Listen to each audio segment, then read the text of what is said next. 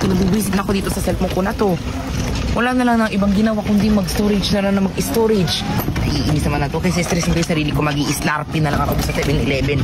At sakto punta naman ako ngayon dun sa bayan. At na, hindi ko talaga expect na may mga habol na naman ngayon na aso. Tignan ko lang kung may mga habol pa ngayon at tututtakin ko talaga lahat ng mga habol sa akin ngayon na aso. Tama talaga, oo. Sarado na yata talaga sila. Sarado na sila, guys. Saan ako pupunta ngayon? So siguro, alam ko naman na yung mga pinapupuntahan na ngayon ng nanay ko eh. Siguro pumunta siya doon sa mga, bumili siguro siya ng mga gulay siguro. Kaya wala na siya doon sa pwesto namin. Saka hindi ko naman siya nasabat sa daanan. Siguro bumili ng gulay yung nanay ko na yun. So, alam ko na yun. Pag wala na siya sa pwesto at sarado na yung pwesto, ang ibig sabihin niya, namimili siya ng gulay pangkain namin. Diba? Tama. Tapos kapag wala siya dito, pues, hindi mag-i-slurpee ang tao na to ngayon. Magkano may slurpee? Meron naman akong dala dito kasi hindi ko kaya mapag-isa. So wala nga siya dito sa bilihan ng mga gulay. At malamang sa malamang, wala na yun. At saan naman ba nagagagala na naman kasi yung nanay ko na yun? Iikot-ikutin ko kasi tatlo yung pinupuntahan namin eh. Pero kami isa pinupuntahan, yung isa dito sa malapit sa school dito na bilihan ng gulay. Doon siya pumupunta minsan. Tapos minsan naman dito pababa doon sa may simbahan. So hindi ko pa alam kung saan siya pupunta. Bumibili siya doon sa mga groceryhan ng Kinemerald Filet na yon. Isa-isa natin pupuntahan yung mga yun. So kung wala, abay umuwi na tayo, huwag na tayo mag-slurpee. Hindi ko kaya mag-slurpee pag wala akong kasama.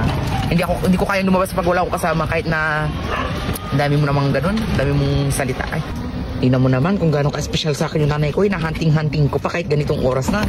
Ganong oras parang naman, siguro mga nasa 7:30 pa lang. Wala nga siya dito, tama. So nga saan naman nagpunta yung ano ko na yun. Ay, Diyos ko, nagsitunugan na lahat ng mga materialis dito sa e-bike na to. Baka matanggal na tong e-bike na to. Mamaya, tapapatakbo ako pa. Wala na pala yung isang pares ng bubong ko na to. So, ay. Nadaanan ko na yung isa, yung bilihan ng Kinemerald Filet. Ay, andito yata siya. Sabi na eh. Diba? Sabi na nga, andito siya. O, diba? Sabi na nandito sila. Andito nga kayo, sabi na. Ngayon, at dahil nakita ko kayo, samahan nyo ako mag-slurpee, mami. Samahan nyo ako mag-slurpee. Diyan sa 7-Eleven.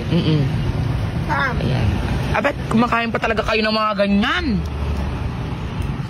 Sinasadya nyo ba akong takamin? Alam nyo hindi ako pwede ng ganyan, di ba? Tara na mag-slurpee. Nanap ko pa kayo dun sa may sa may school dun, yung bilihan ng gulay. Wala naman kayo dun. Hahanting-hantingin ko pa kayo. Dun, far away. Butat nakita ko.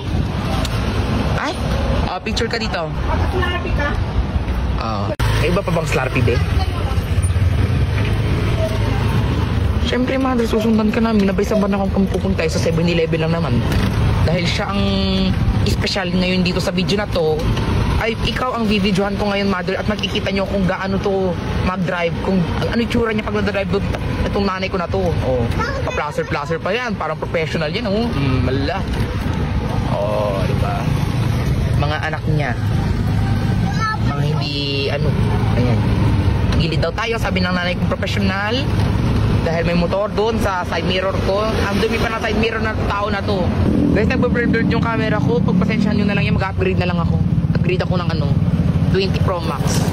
Sabi naman palang ganitong sasakyan kapag ganitong oras na. Napakadami palang tao dito. Diba? Naintindihan mo ako? Mag-i-slurpee tayo. Alam mo ba yung slurpee? Hindi mo alam yung slurpee?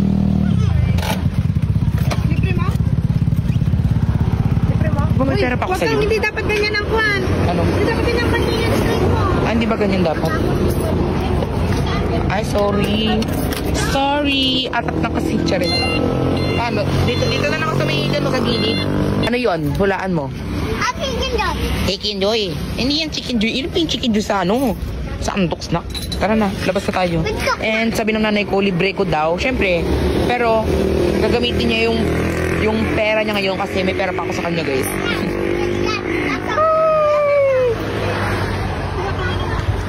Nako. Dito ka. May matagis. Okay po. Wala pa itong polvo-polvo. Tayo sa 7 Evelyn.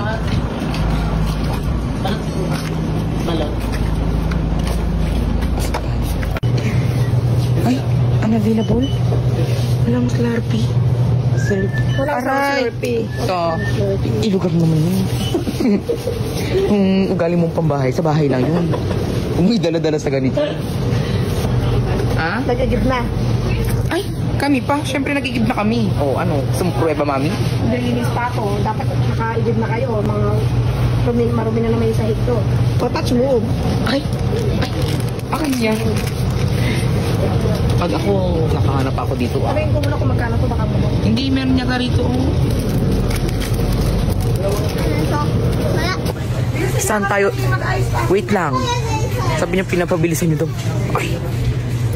So, ito ang ginapdan natin. Ang the end natin is dito tayo sa 7-Eleven. Sa pag-iigib na napunta na dito sa 7-Eleven. So, this is my reward for myself. Parang wala naman ako mapili. Parang gusto ko kasi ng Slurpee. Hindi na lang ako. Shawarma rice na lang ako. Kasi wala na ako yung mapapili. So, ang choice ko lang naman kung nagpunta dito is parang sa Slurpee kasi. Parang wala ka na dito.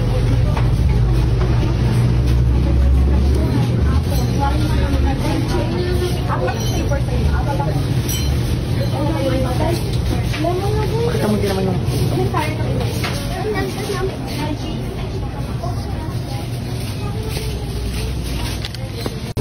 Tapos sa drinks naman natin is kahit maganito na lang tayo. So dito tayo dun sa may Four Seasons kasi masarap to eh. Season and shawarma rice. Solve na.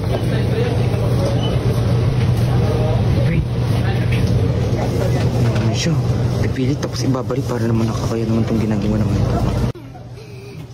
Hi! Ay.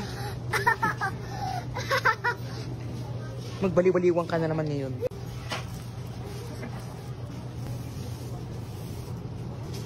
So ito pala yung mga pinili natin. Shawarma rice, sisig rice, and shawarma rice ulit. Tapos meron ako ditong ganito, pineapple. Ay, ano ba ito? Four Seasons from Del Monte juice. Then, ay yung maliit na yan. Hindi na naman. Ay, so ito nga pala is ibibigay ko to sa akin, sa self ko. Tapos ito naman dalawa na to is sa kuya ko and sa kapatid kong babae, si Jillian. So, tara na, magbayad tayo. O tapos pagkatapos yung in-oven, ano ba yun? Reheat ba yun? I-heat namin siya.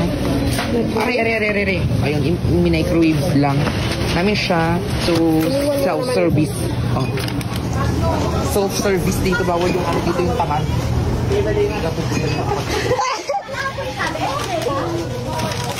Hindi ka makapunta dito pag tamad ka kasi may self-service dito. Kung tamad-tamad yung makaiwanan kita dito. So, yun yung binili namin. Uuwi na tayo pagkatapos niyan. Goodbye, Philippines.